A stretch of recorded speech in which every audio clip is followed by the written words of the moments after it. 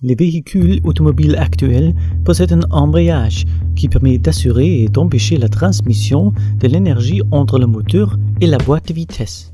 Dans les véhicules automobiles, c'est presque exclusivement l'embrayage monodisque qui est utilisé. Pour commencer, il faut évoquer le volant moteur.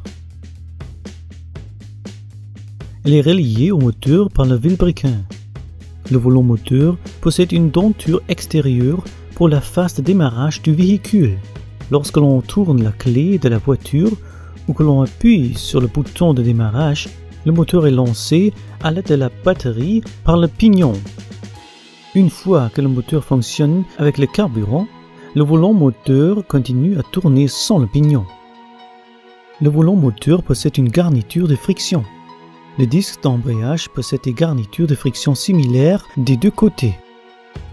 Dès que la garniture de friction du volant moteur et la garniture de friction du disque d'embrayage entrent en contact, le disque d'embrayage se met à tourner, car le volant moteur et le disque d'embrayage sont alors solidaires. Le disque d'embrayage est composé de plusieurs pièces. Les plus importants sont le moyeu, qui est relié au disque, et les garnitures de friction. Auparavant, elles étaient faites, entre autres, en amiante. Aujourd'hui, elles sont principalement en céramique et autres matériaux, afin d'obtenir un haut coefficient de frottement. Des embrayages qui disposent de ressorts de torsion résolvent les vibrations du moteur et ménagent la boîte de vitesse. Ils assurent également un usage en douceur de l'embrayage au démarrage.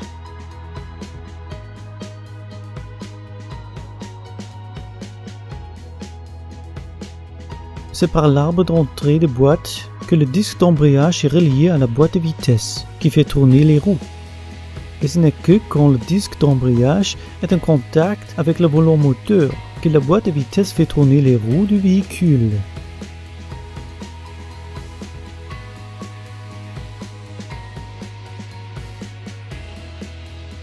C'est l'intérieur du carter qui est responsable du débrayage et de l'embrayage.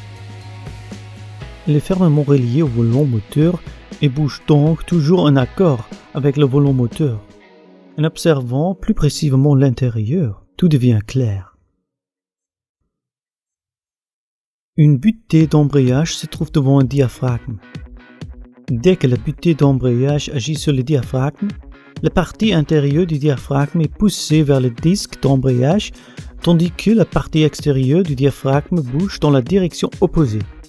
Le système est débrayé, puisque l'extérieur du diaphragme est relié à ce que l'on appelle le plateau de pression.